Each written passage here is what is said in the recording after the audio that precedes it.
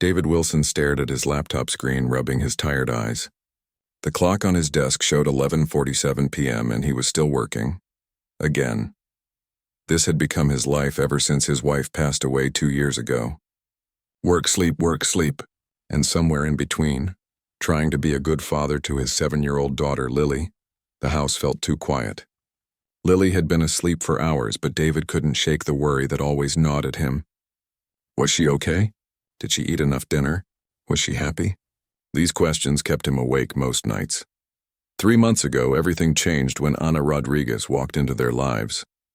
David remembered that first interview like it was yesterday. He had gone through 12 different nannies in 6 months. Some quit after a week. Others didn't show up at all. One even stole money from his wallet. He was losing hope and running out of options. His company was growing fast. Too fast. Every day brought new meetings, new problems to solve, new fires to put out.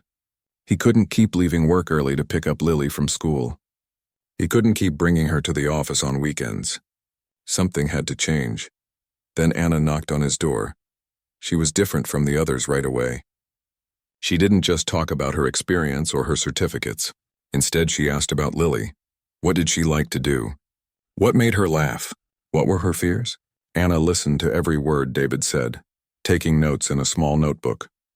Mr. Wilson, Ana had said during that first meeting, taking care of children isn't just a job for me. It's my calling. I grew up in a big family with 6 brothers and sisters. My mother worked 2 jobs, so I learned early how to make kids feel safe and loved. There was something in Ana's eyes that convinced David, a warmth that reminded him of his own mother, a strength that told him she could handle anything. I don't just want to watch Lily, Ana continued. I want to help her grow. I want to be someone she can trust and depend on. David hired her on the spot. The change in their home was immediate and amazing. For the first time in months, David came home to the sound of laughter. Real, genuine laughter echoing from the kitchen or the living room. Lily would run to him with stories about her day, her eyes bright and excited. Daddy, Ana taught me how to make pancakes shaped like butterflies today. Daddy, Ana and I built a fort in my room. Daddy, Ana knows all the words to my favorite songs. Ana had a gift. She could turn the most ordinary day into an adventure. When it rained, they didn't stay inside being bored. Instead, Ana would help Lily make rain art on the windows or teach her how to dance in puddles without getting too wet. When Lily had nightmares about monsters under her bed, Ana didn't just tell her there were no monsters. She gave Lily a special spray bottle filled with water and a few drops of vanilla extract. This is monster spray, Ana explained seriously. Monsters hate the smell of vanilla. One spray under your bed and they'll run away to bother someone else. It worked. Lily slept peacefully after that. David found himself looking forward to coming home for the first time since his wife died. The house felt alive again. There were always fresh flowers on the kitchen table. The smell of homemade cookies filled the air. Lily's artwork covered the refrigerator. Ana was incredibly organized too. She kept a detailed schedule of Lily's activities, her homework, her doctor appointments. She made sure Lily's clothes were clean and ready for school. She helped with homework without just giving answers, teaching Lily how to think through problems herself. Ana makes everything fun, Lily told David one evening. Even cleaning my room is like a game when she helps me. David noticed other changes too. Lily was more confident at school. Her teacher mentioned how much her reading had improved. She was making new friends. She seemed genuinely happy, and Ana never asked for anything extra. She arrived every morning at exactly 7 a.m. with a smile on her face. She stayed late when David had important meetings. She never complained, never seemed tired or stressed. David's friends were amazed by the transformation. You hit the jackpot with this nanny, his best friend Tom said during their weekly coffee meeting. Lily is like a completely different kid. She's so confident now. Even David's mother, who lived across the country, noticed the change during their video calls. That Ana is special, she told David. Lily talks about her like she's family. You're very lucky to have found someone so caring. David knew they were right. Ana wasn't just an employee. She had become part of their small family. She remembered Lily's favorite snacks. She knew exactly how to comfort her when she was sad. She celebrated every small victory, from losing a tooth to learning a new word. The house ran like clockwork now. Ana had created routines that made everything easier. Morning were no longer chaotic rushes to get ready. Evenings were calm and peaceful. Weekends were filled with fun activities that brought joy to everyone. Anna seemed to anticipate their needs before they even knew what they needed. When David was stressed about a big presentation, Anna would quietly handle all the household tasks and make sure Lily was extra well behaved. When Lily was feeling sad about missing her mother, Anna would plan special activities to lift her spirits. 3 months passed in what felt like a dream. David's work improved because he wasn't constantly worrying about Lily. His stress levels dropped significantly. For the first time since his wife's death, he felt like he could breathe again. Anna had given him something he thought he'd lost forever: peace of mind. The house had transformed from a place where two people were just surviving into a real home again.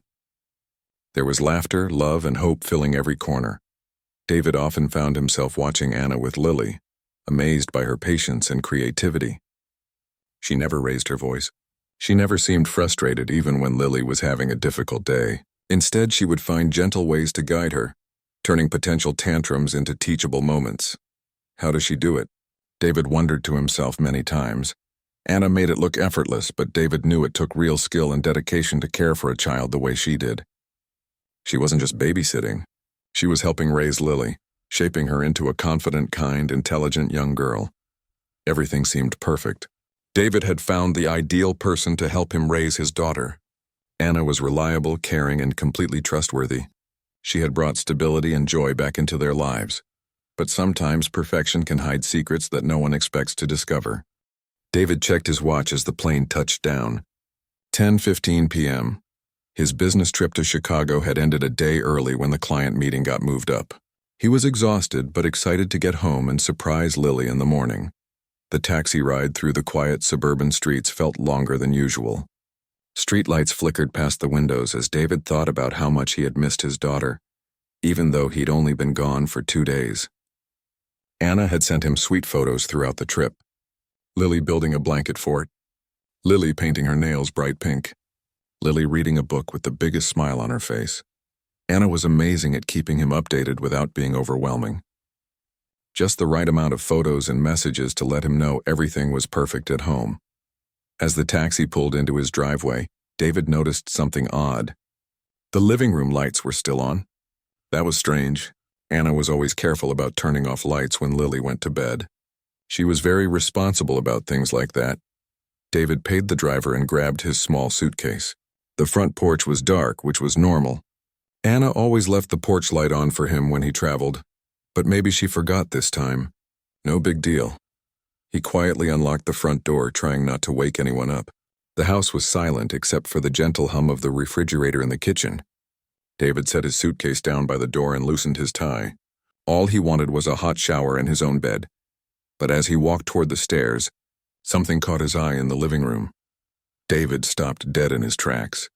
There, on the hardwood floor next to the couch, was Anna.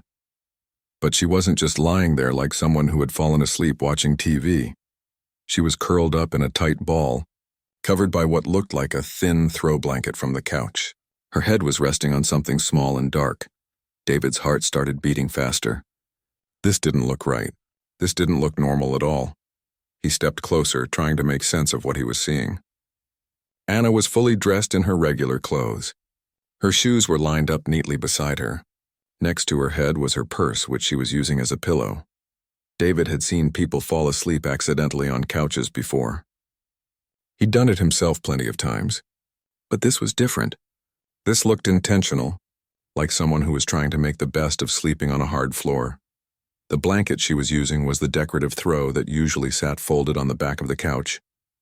It was pretty but thin, not warm enough for sleeping through the night. David could see that Anna was shivering slightly, even in her sleep. His mind raced with questions. Why was Anna sleeping on his floor? Where was she supposed to be? Had something happened to her apartment? Was she sick? Had there been an emergency? David stood there for several minutes, unsure of what to do. Part of him wanted to wake her up and ask if everything was okay. But another part of him worried about embarrassing her. Maybe there was a simple explanation.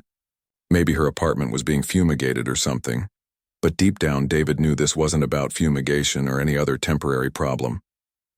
The way Anna was positioned, the careful way she had arranged her shoes, the fact that she was using her purse as a pillow, it all pointed to something much more serious. He noticed other small details that made his stomach drop. Anna's clothes looked like they hadn't been changed in a while. Her usually perfect hair was messy in a way that suggested she'd been sleeping rough. Her face, even in sleep, looked tired and stressed. David quietly backed away from the living room and went upstairs to check on Lily. His daughter was fast asleep in her bed, surrounded by her favorite stuffed animals. Everything in her room was perfect, just like always. Anna had made sure Lily was completely taken care of as usual, but Anna herself was sleeping on a cold, hard floor. David couldn't sleep that night. He lay in his bed staring at the ceiling, trying to piece together what was happening. Anna had been working for him for 3 months. She was always punctual, always professional, always seemed to have everything together. But now David realized he didn't actually know much about Anna's life outside of their house. She never talked about her apartment or her roommates. She never mentioned going out with friends on weekends. She never asked to leave early for personal appointments.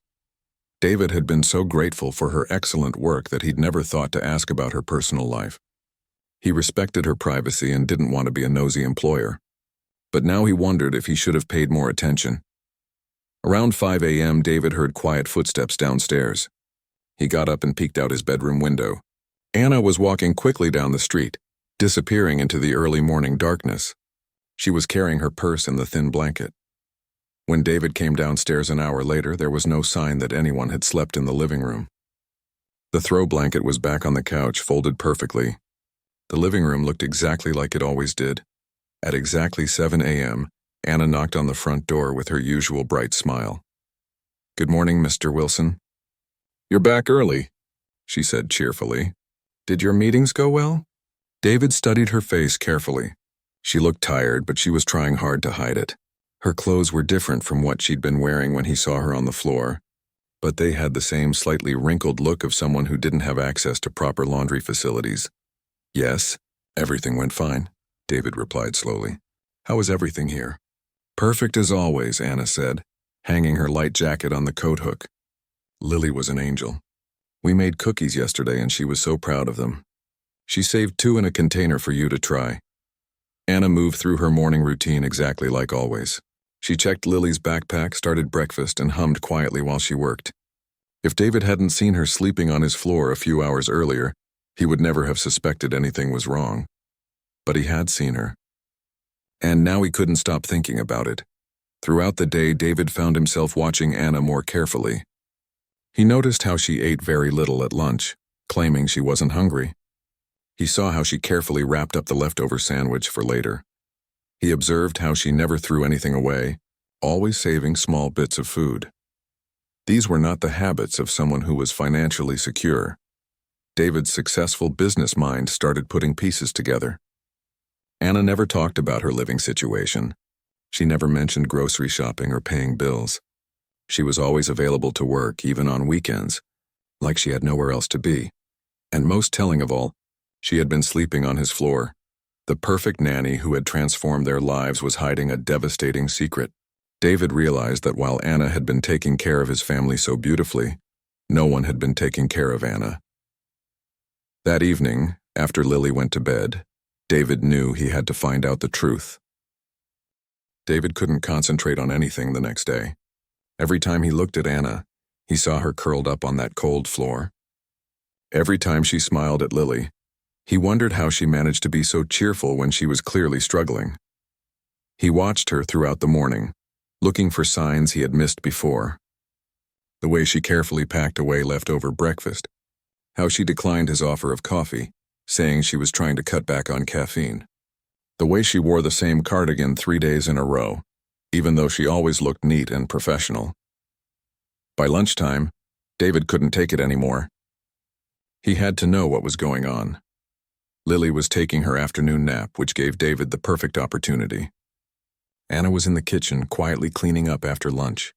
She moved efficiently as always, making sure everything was spotless. "Anna," David said softly, not wanting to startle her, "can we talk for a minute?" She turned around with her usual warm smile. "Of course, Mr. Wilson. Is everything okay?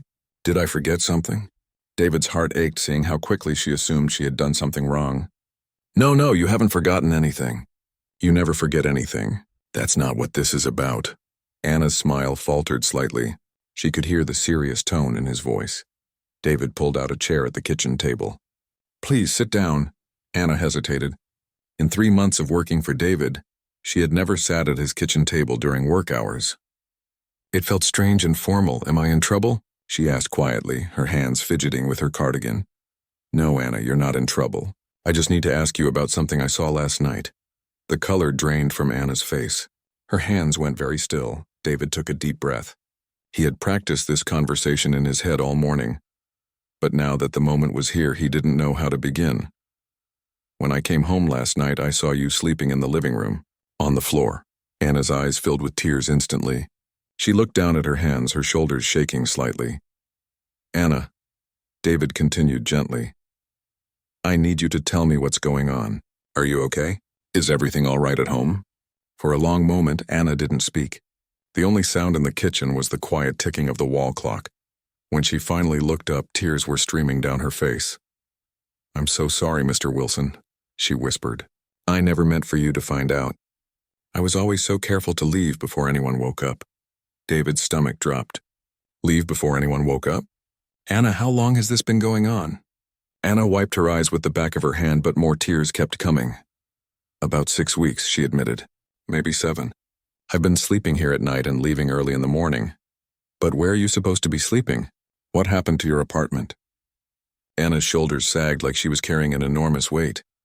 I don't have an apartment anymore, she said so quietly that David almost couldn't hear her.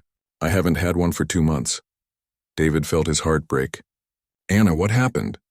The story came out slowly between tears and long pauses. Anna had been working for a wealthy family before the Wilsons. She had lived in a small apartment and had been saving money to bring her younger sister to America from Mexico.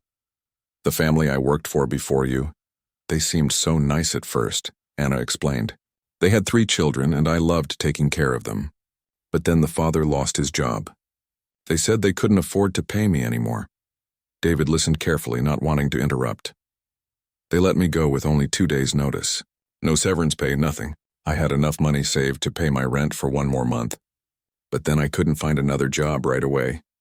Anna explained how she had applied to dozens of families, but many wanted someone who could start immediately. Others wanted someone with different qualifications. By the time I found your job posting, I had already been evicted from my apartment.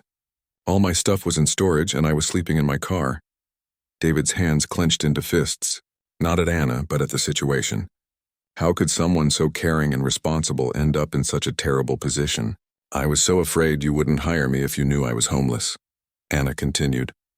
I thought if I could just work for a few weeks, save up some money, I could get another apartment.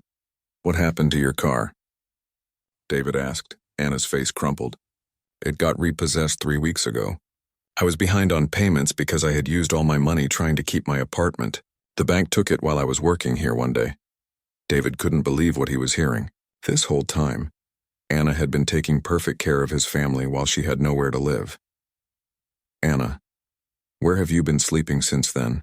Different places, she said quietly. Sometimes at the 24-hour laundromat, sometimes in the park if the weather was warm.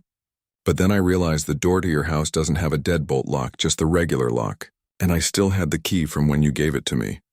David realized what she was saying. So you've been letting yourself in after we're asleep? Anna nodded, looking ashamed. I know it was wrong. I know I was violating your trust. But I was so tired and it was getting cold at night. I always made sure to leave before 5 a.m. I never touched anything or went upstairs. I just slept on the floor and left. Anna, why didn't you tell me? Why didn't you ask for help?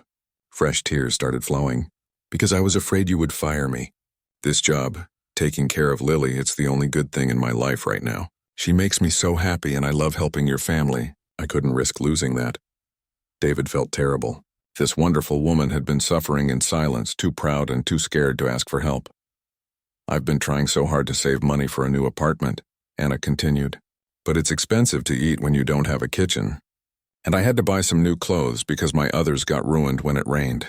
Every time I save a little bit, something else happens. Anna, have you been eating enough? You always say you're not hungry at lunch.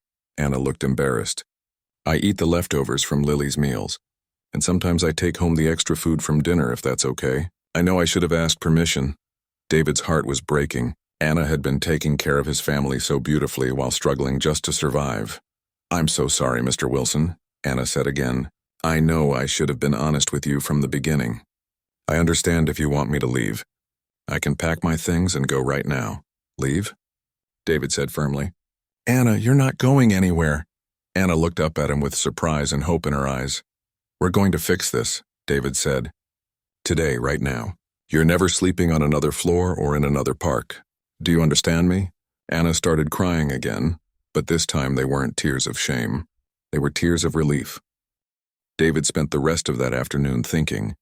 After Anna had revealed her heartbreaking situation, he had sent her home early, telling her he needed to process everything and that they would talk more tomorrow.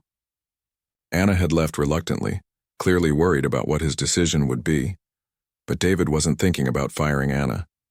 He was thinking about something much bigger. That evening, after putting Lily to bed, David sat in his home office staring out the window at the small guest house in his backyard. He and his wife had built it 5 years ago as a place for visiting family members to stay. Since his wife's death, it had mostly sat empty, collecting dust and storing old furniture. The guest house was small but complete. It had a bedroom, a tiny kitchen, a bathroom, and a living area. It even had its own separate entrance and parking spot. David had always thought of it as extra space he didn't really need. But now, looking at it in the moonlight, David saw something different. He saw a solution. His phone buzzed with a text from his brother Mike. Hey, want to grab lunch tomorrow? I want to hear how your business trip went.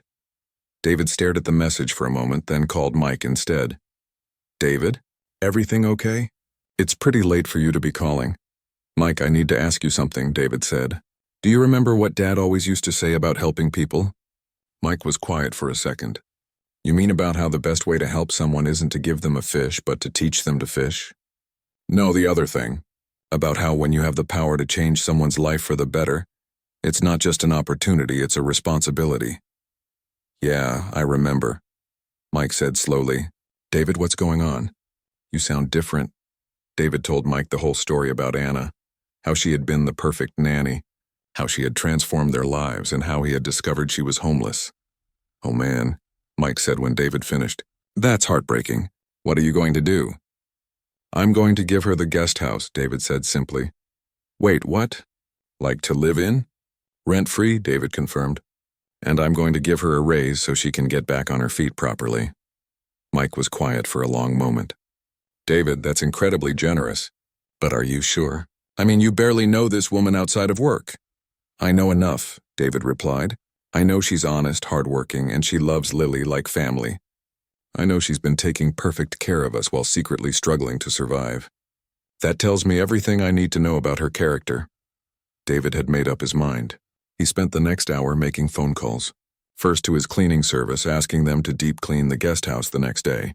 Then to a furniture store, arranging for delivery of basic necessities. Finally to his lawyer, asking about the legal aspects of providing housing to an employee.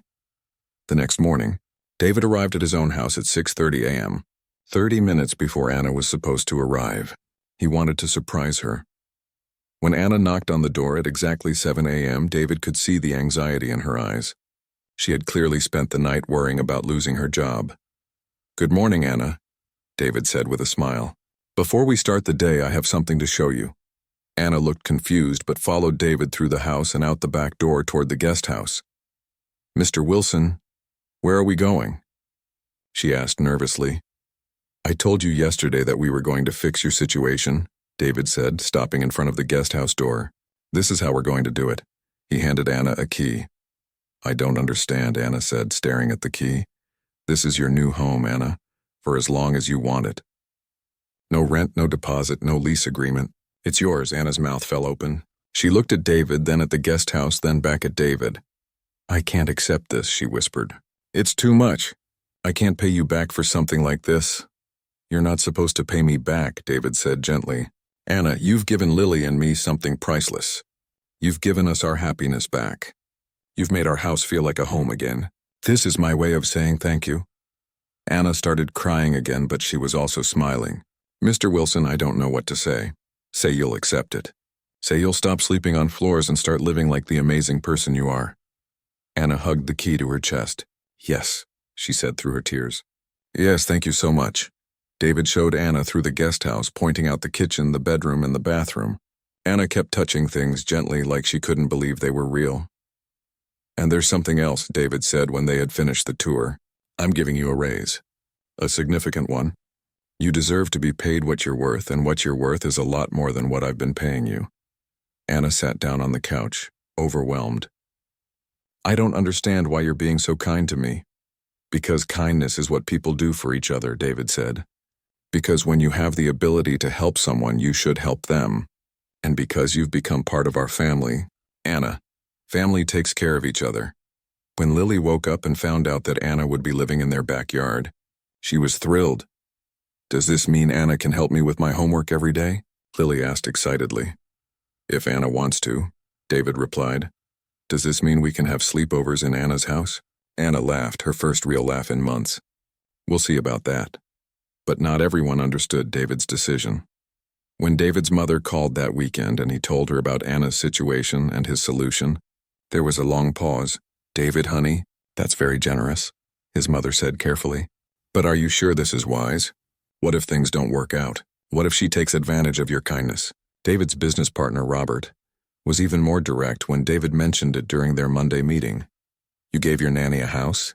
Robert said, looking shocked. David, I know you want to help her, but this seems extreme. What if she stops working hard because she doesn't have to worry about housing anymore? Even some of David's neighbors had opinions when they saw Anna moving her few belongings into the guest house. That's awfully trusting of you, his neighbor Janet said over the fence. I mean, it's wonderful that you want to help, but giving someone a free place to live. What if word gets out? You might have every struggling person in the city knocking on your door. David listened to all these concerns politely, but they didn't change his mind. He had seen Anna's character over 3 months of perfect work. He had seen how much she loved Lily. He had watched her maintain her professionalism and dignity even while secretly homeless. People think I'm crazy, David told Anna one evening as she was settling into her new home. They think I'm being too generous. Anna looked up from unpacking her small box of belongings. Are you having second thoughts? Not for a single minute, David said firmly. This is the right thing to do, and I'm proud to do it. Anna smiled, and David could see a lightness in her eyes that hadn't been there before. For the first time since he'd known her, Anna looked truly at peace. Thank you for believing in me, she said simply. David realized that in helping Anna, he had also helped himself. He had remembered what it felt like to make a real difference in someone's life. 6 months after Anna moved into the guest house, David barely recognized the woman who had once slept on his living room floor. The change in Anna was remarkable. The constant worry that had always shadowed her eyes was gone. Her shoulders no longer carried the weight of uncertainty. She laughed more easily now, and her smiles reached her eyes in a way they never had before. Having a safe place to live had transformed everything for Anna. She slept peacefully through the night, instead of staying alert for danger. She could cook her own meals in her little kitchen instead of relying on leftovers. She had a place to keep her belongings instead of carrying everything she owned in a small bag. But the most amazing change was in Anna's confidence. I've been thinking, Anna said to David one evening, as they watched Lily play in the backyard. I'd like to go back to school. David looked surprised. School? I never finished my college degree, Anna explained. I was studying business administration back in Mexico, but I had to stop when my family needed money. I've always dreamed of finishing it. David's face lit up. Anna, that's a wonderful idea. What would you study? I want to learn about running a business. Maybe something in childcare or education. I love working with children and I'm good at it. Maybe someday I could start my own daycare center. David didn't hesitate. Let's make it happen. We can work around your schedule here and I'll help with the tuition. Mr. Wilson, I can't ask you to pay for my education too, Anna protested. You're not asking. I'm offering. Anna, investing in good people is always a smart decision. 3 months later, Anna started taking evening classes at the local community college. 3 nights a week after Lily went to bed, Anna would drive to campus in the used car David had helped her buy. Lily was fascinated by Anna's homework. Anna's learning about numbers and business, she would tell her friends at school. She's going to be a boss someday. Anna studied hard, often staying up late reading textbooks and writing papers. But she never let her schoolwork interfere with her care for Lily. If anything, she became even better at her job because she was happier and more fulfilled. David noticed that Anna had started talking differently about the future. Instead of just hoping to survive each day, she was making plans. Real plans. "I'm thinking about taking a summer class in child development," Anna told David one spring morning, "and maybe a course in business management." "Whatever you want to take, we'll figure it out," David assured her. Anna's transformation inspired Lily too. Seeing Anna study every night made Lily more interested in her own homework. "If Anna can go to school and work and take care of me, then I can definitely finish my math problems," Lily announced one evening. Anna had become more than just Lily's nanny. She was her role model. "I want to be like Anna when I grow up," Lily told David one day. "She's smart and kind, and she never gives up on things that are hard." David realized that Anna was teaching Lily lessons about perseverance and determination that no amount of money could buy.